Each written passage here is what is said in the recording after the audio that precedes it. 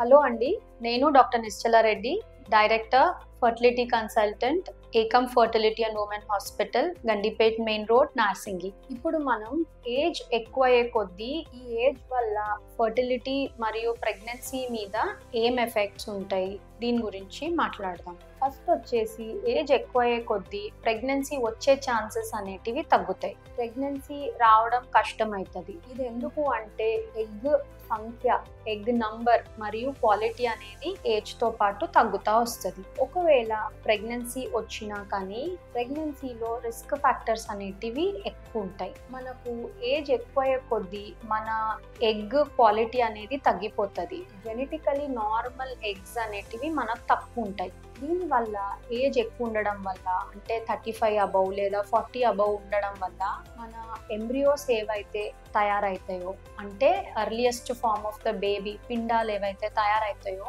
వీటిలలో chromosomally abnormal embryos ఉండే chances ఎక్కువ ఉంటాయి. యాన్యుప్లాయిడీ అని దీన్ని అంటాం మనం. ఇట్లా క్రోమోజోమలీ అబ్నార్మల్ ఎంబ్రియోస్ ఇంప్లాంట్ కావు, అంటే అతుక్కోవు. దీనివల్ల ప్రెగ్నెన్సీ రాకపోవచ్చు. ఒకవేళ ప్రెగ్నెన్సీ వచ్చినా ఈ అబ్నార్మల్ ఎంబ్రియోస్ ఉండడం వల్ల అబార్షన్స్ అవ్వడం మనం కామన్గా చూస్తుంటాము.